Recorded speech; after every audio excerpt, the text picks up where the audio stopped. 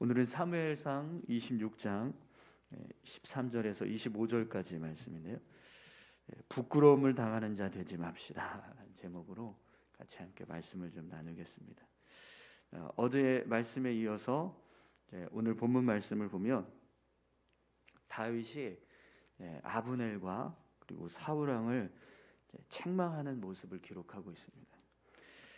다윗은 사울 왕의 안전을 책임져야 되는 이 아브넬이 그 역할을 제대로 수행하지 못한 모습을 보고 그를 향해서 책망하는 말을 합니다. 13절에서 15절까지 말씀을 함께 다시 한번 읽겠습니다. 이에 다윗이 건너편으로 가서 멀리 산꼭대기에 서니 거리가 멀더라. 다윗이 백성과 내레 아들 아브넬을 대하여 외쳐 이르되 아브넬아 너는 대답하지 아니하느냐 하니 아브넬이 대답하여 이르되 왕을 부르는 너는 누구냐 하더라. 다윗이 아브넬에게 이르되 내가 용사가 아니냐 이스라엘 가운데 너 같은 자가 누구냐 그러한데 내가 어찌하여 내 주 왕을 보호하지 아니하느냐 백성 가운데 한 사람이 내 주 왕을 죽이려고 들어갔었느니라. 아멘. 여러분 어제도 우리가 말씀을 나누면서 이야기했지만 우리가 어떤 일을 하는데 그 일을 소홀히 하거나 또 나태하게 행하는 모습이 되면 그것은 분명 하나님 앞에서 올바른 모습이 될 수 없습니다. 그래서 다윗은 아브넬을 향해서 사울 왕의 안전을 책임져야 할 사람이 제대로 그 일을 책임지지 않았기 때문에 결국에는 이제 왕을 해치려고 하는 사람이 진영 안으로 들어갔었다라는 사실을 이제 모르고 있다라는 거죠. 그래서 그 책임을 지고 책망하는 말을 하게 돼요. 우리 16절 말씀 함께 보겠습니다. 내가 행한 이 일이 옳지 못하도다.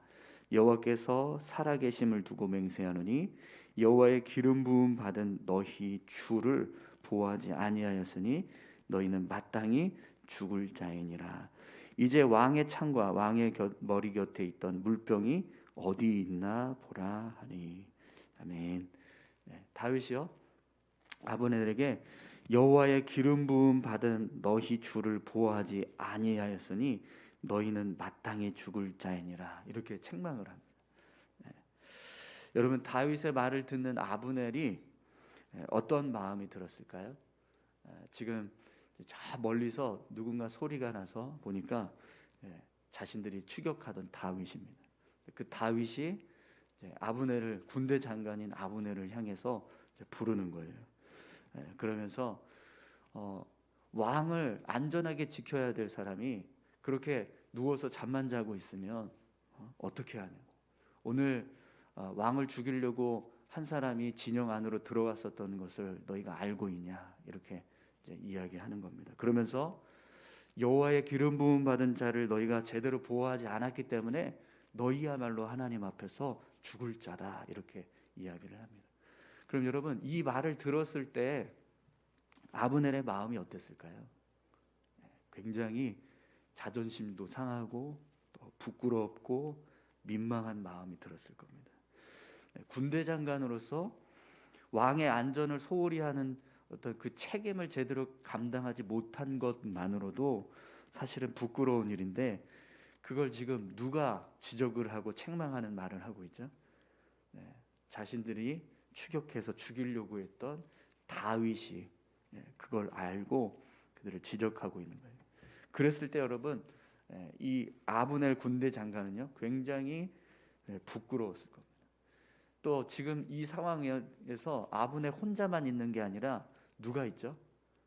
사울 왕과 3,000명 이스라엘 전체에서 착출한 정예 부대 3,000명이 지금 그 모습을 지켜보고 있습니다. 이스라엘의 군대 장관인 아브넬을 향해서 다윗이 이렇게 책망하는 이야기를 하고 있고 또 그 모습을 다 왕도 보고 있고 또 3,000명의 군사들이 다 지켜보고 있습니다. 그때 이 아브넬의 심정을 한번 생각해 보시죠. 얼마나 부끄럽겠습니까? 민망하기도 하고 그런 모습들을 자신이 지금 이제 당하고 있을 때 그때 상황을 여러분 한번 생각해 보십시오. 우리가 삶을 살아갈 때요, 우리에게 주어진 일들을 제대로 감당하지 못했을 때 이렇게 부끄러움을 당하는 순간들이 찾아옵니다. 그런데 여러분, 믿음은 더 그렇습니다. 하나님 앞에서 믿음을 세우기 위해서 노력하지 않고 게으르게 행하는 모습으로 우리가 삶을 살아가면 결국에는요, 부끄러움을 당하게 돼요. 우리 지난주에 오후 예배 때 김관성 목사님 모셔서 말씀을 전하셨었는데, 그때 김관성 목사님 그 모교의 목사님이 모든 것은 하나님의 때가 있다라는 그런 말씀을 하셨잖아요. 근데 저는 그 말씀이 진리라고 믿습니다. 우리가 삶을 살아가다 보면 어느 순간인가 하나님께서 일을 행하시는 때가 찾아옵니다. 그렇기 때문에 그 때를 위해서 우리가 깨어서 기도하는 모습이 필요해요. 김관성 목사님도 하나님의 때를 이루기 위해서 정말 말씀 들어보니까 진짜 엄청나게 고생을 많이 하셨다는 걸 알았는데, 처음에는 그냥 이분이 얼마나 실력이 대단하시길래 그렇게 부교역자한테 부흥하는 교회 넘겨주고 이렇게 여기까지 또 찾아와서 얼마나 자신만만하면 울산까지 와서 개척했나. 사실 저도 좀 그런 마음이 있었거든요. 근데 정말 많이 고생하시고 또 어려움 가운데서 그렇게 고난과 훈련을 통해서 다져진 모습이 있었다는 걸 이제 볼 수 있었는데, 저는 그 과정이 있었기 때문에 지금 이제 김관성 목사님이 그렇게 쓰임 받고 있는 거라고 믿습니다. 그래서 여러분, 오늘 저와 여러분들의 삶에서도요, 하나님의 때를 위해서 준비하는 삶이 되시기를 바랍니다. 매일 깨어서 기도하고 또 믿음의 삶을 살아가는 것 쉬운 일은 아니고 어려운 일이기는 하지만, 그러나 그것이 우리가 가치 있고 중요하게 여기기 때문에 깨어 있으려고 노력하는 거잖아요. 오늘 저와 여러분들이 믿음의 삶을 살아가는 것, 이것이 우리 인생에서 가장 귀한 것이고 가장 중요한 것이다라고 생각하는 그 믿음을 가지고 깨어 있기 위해서 더 열심히 삶을 살아갈 수 있는, 믿음의 삶을 살아갈 수 있는 저와 여러분들이 되셨으면 좋겠습니다. 그래서 우리가 하나님 앞에 섰을 때 부끄러운 모습으로 서지 않았으면 좋겠습니다. 오늘 본문 말씀처럼 하나님께서 다윗이 아브넬을 향해서 막 이야기하듯이 우리가 하나님 앞에 서면 하나님도 우리를 보시면서 우리 인생을 다 이렇게 돌아보실 거잖아요. 그랬을 때 우리의 삶의 모습이 하나님 앞에서 이렇게 부끄러운 것만 펼쳐지는 그런 순간이 온다면 얼마나 우리가 민망하겠습니까? 그죠? 오늘 저와 여러분들이 하나님 앞에 가셨을 때 부끄럽지 않은 자로 설 수 있었으면 좋겠습니다. 오늘 본문 말씀을 보면 아브넬만 책망을 당하는 게 아니라 다윗이 사울왕도 책망을 해요. 17절에서 우리 19절까지 함께 보겠습니다. 사울이 다윗의 음성을 알아듣고 이르되 내 아들 다윗아 이것이 내 음성이냐 하는지라. 다윗이 이르되 내 주 왕이여 내 음성이니이다 하고 또 이르되 내 주는 어찌하여 주의 종을 쫓으시나이까. 내가 무엇을 하였으며 내 손에 무슨 악이 있나이까. 원하건대 내 주 왕은 이제 종의 말을 들으소서. 만일 왕을 충동시켜 나를 해하려 하는 이가 여호와시면 여호와께서는 제물을 받으시기를 원하나이다마는 만일 사람들이면 그들이 여호와 앞에 저주를 받으리니 이는 그들이 이르기를 너는 가서 다른 신들을 섬기라 하고 오늘 나를 쫓아내어 여호와의 기업에 참여하지 못하게 함이니이다. 아멘. 사울 왕이 지금 다윗의 음성을 듣고 내 아들 다윗아 이것이 내 음성이냐 이렇게 화답을 했습니다. 그러자 다윗이 뭐라고 말하죠? 사울 왕에게 내가 무슨 죄를 지었기에 나를 쫓으십니까? 내가 무슨 잘못을 했습니까? 이렇게 항변합니다. 그러면서 사울 왕을 향해서요, 왕은 사람의 말을 듣지 마시고 하나님의 말씀을 들으십시오. 이렇게 이야기를 해요. 지금 이렇게 사울 왕 당신이 나를 쫓으러 와서 이렇게 지금 진을 치고 있는데, 이 일이 하나님께서 충동하시는 것이라고 한다면 내가 마땅히 죽어야 합니다. 하나님 앞에 하나님의 뜻이 온전히 이루어지도록 제물을 드리는 것이 맞을 겁니다.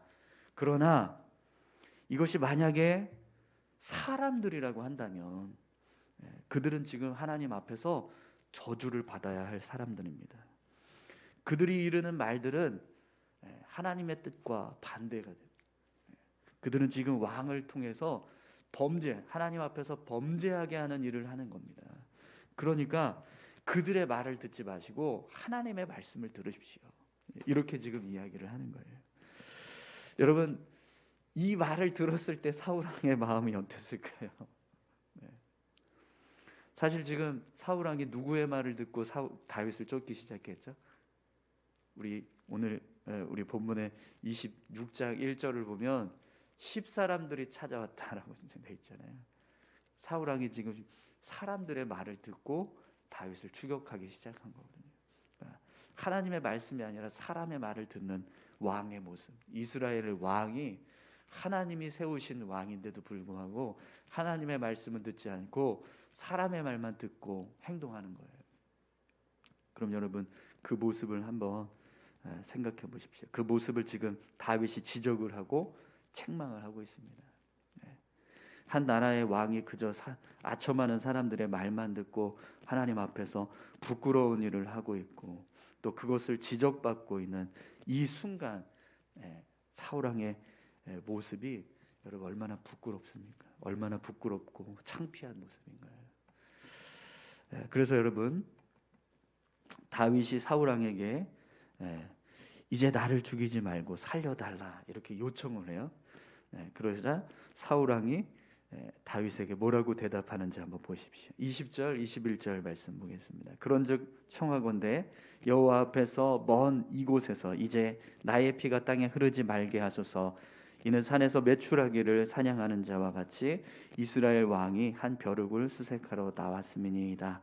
사울이 이르되 내가 범죄하였도다. 내 아들 다윗아 돌아오라. 내가 오늘 내 생명을 귀하게 여겼은즉 내가 다시는 너를 해하려 하지 아니하리라. 내가 어리석은 일을 하였으니 대단히 잘못되었도다 하는지라. 아멘. 다윗이 여러분 또다시 사울 왕을 향해서 자기 자신을 메추라기 같은 자, 그리고 벼룩 같은 자라고 표현을 합니다. 이스라엘의 왕께서 고작 이 메추라기 같은 인간을 죽이시려고 굳이 이런 일까지 하실 필요가 뭐가 있습니까? 이 벼룩 같은 자를 수색하시겠다고 이런 일을 지금 하고 계십니까? 그러니 저의 생명을 구원하시기를 원합니다. 이렇게 요청을 해요. 그러자 사울 왕이요, 내가 범죄하였도다라고 말합니다. 내 아들 다윗아 돌아오라. 내가 오늘 내 생명을 귀하게 여겼은즉 내가 다시는 너를 해하지 아니하리라. 내가 어리석은 일을 하였으니 대단히 잘못되었도다. 여러분, 하나님의 말씀만 들어도요 이런 고백은 하지 않아도 될 거예요. 이스라엘의 왕인데 모든 백성들이 지금 보는 앞에서, 군대 장관이 보는 앞에서 다윗을 향해서 내가 잘못했다, 내가 어리석었다, 내가 대단히 잘못했다, 이렇게 고백해야 되는 순간이 온다고 생각을 해보세요. 오늘 저와 여러분들의 인생에요 이런 순간이 없기를 소망합니다. 여러분, 하나님의 말씀대로 우리가 삶을 살아가면 어떤 모습으로 서게 되는지 말씀을 한번 보시죠. 22절에서 24절까지 말씀 보겠습니다. 다윗이 대답하여 이르되 왕은 창을 보소서. 한 소년을 보내어 가져가게 하소서. 여호와께서 사람에게 그의 공의와 신실을 따라 갚으시리니 이는 여호와께서 오늘 왕을 내 손에 넘기셨으되 나는 손을 들어 여호와의 기름 부음 받은 자 치기를 원하지 아니하였음이니이다. 오늘 왕의 생명을 내가 중히 여긴 것 같이 내 생명을 여호와께서 중히 여기셔서 모든 환난에서 나를 구하여 내시기를 바라나이다 하니라. 아멘. 네. 다윗이요 사울 왕에서 이야기하는데 그 모습을 한번 보세요. 굉장히 당당합니다. 여호와께서 사람에게 그의 공의와 신실을 따라 갚으시리니 이는 여호와께서 오늘 왕을 내 손에 넘기셨으되 나는 손을 들어 여호와의 기름 부음 받은 자 치기를 원하지 아니하였음이니이다. 여러분, 저와 여러분들이요 이런 고백을 할 수 있었으면 좋겠습니다. 여호와께서 사람에게 그의 공의와 신실을 따라 갚으시리니. 지금 다윗은요 자신이 행한 그 모습이 하나님 앞에서 선하다는 것을 지금 확신하는 고백을 하고 있는 거예요. 하나님께서 보실 때 자신의 모습 속에 하나님이 공의와 신실을 따라서 은혜를 허락해 주실 수 있는 삶의 모습이 있음을 그가 알고 있었다는 거죠.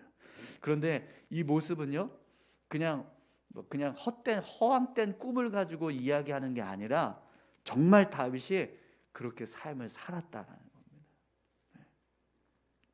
오늘 저와 여러분들이요 그렇게 믿음의 삶을 살아가면서 오늘 하나님 앞에서 또 사람들 앞에서 이렇게 여호와께서는 사람에게 그의 공의와 신실을 따라 갚으시리니 이런 믿음의 고백을 가지고 하나님께서 내게 은혜 주실 겁니다. 이렇게 고백할 수 있는 그런 믿음의 삶을 우리가 살아갈 수 있기를 소망합니다. 하나님 앞에서 믿음으로 서니까 사람 앞에서요 당당할 수 있습니다. 다윗이 이런 고백도 해요. 왕의 생명을 내가 중히 여긴 것 같이 내 생명을 여호와께서 중히 여기셔서 모든 환난에서 나를 구하여 내시기를 바라나이다. 아멘. 하나님께서 내가 당신의 생명을 소중하게 생각해서 살려준 그 모습을 보시고 내 생명도 소중하게 생각해 주셔서 나를 구원해 주실 겁니다. 이렇게 지금 고백하는 겁니다. 그러니까 다윗은요 자신이 삶을 살아오는 모습이 하나님 앞에서 이렇게 복된 모습으로 삶을 살아가고 있다는 것을 확신했습니다. 그러니까 당당하게 하나님은 나를 구원하실 분입니다. 하나님께서 나를 구원해 주실 겁니다. 하나님께서 나에게 축복을 주실 겁니다. 이렇게 확신하면서 고백하는 거예요. 이런 고백을 우리가 할 수 있다면 얼마나 좋을까요? 여러분 삶을 살아갈 때 하나님 앞에서 이런 믿음의 고백을 가지고 삶을 살아가시기를 소망합니다. 내가 오늘 살아가는 삶의 모습이 과연 하나님 보시기에 선했을까? 하나님이 칭찬해 주셨을까? 그게 확신이 안 돼서 두려워하는 마음으로 그런 삶을 살아가는 것이 아니라 정말 하나님 앞에서 다윗처럼 담대하게 믿음의 고백을 할 수 있는 그런 삶이 되었으면 좋겠습니다. 어떤 누군가는요 내가 잘못했습니다. 내가 대단히 잘못했습니다. 내가 어리석었습니다라고 고백하는 사람이 있고요. 어떤 사람은 하나님은 나에게 복 주실 겁니다라고 고백하는 사람이 있습니다. 여러분 어떤 삶을 살기 원하십니까? 우리 인생이요 내가 대단히 잘못했습니다라고 고백하는 인생이 아니라 하나님은 나에게 내 생명을 구원하시고 나를 복 주실 줄 믿습니다라고 고백하는 그런 인생이 되셨으면 좋겠어요. 우리 같이 함께 기도하실 때 오늘 다윗의 모습처럼 우리가 사람의 말이 아니라 하나님의 말씀을 듣고 또 우리가 해야 할 삶의 모습들, 우리가 지켜가야 할 믿음의 모습들을 더 열심히 정말 지켜갈 수 있게 하셔서 언젠가 하나님 앞에 섰을 때 하나님 저 왔습니다 라고 고백할 수 있는 그런 삶이 될 수 있게 해달라고 우리 같이 함께 기도하시겠습니다. 하나님 아버지 감사합니다. 우리의 인생 여정이 참 힘들고 어렵지만 특별히 하나님 믿음을 지키면서 살아간다는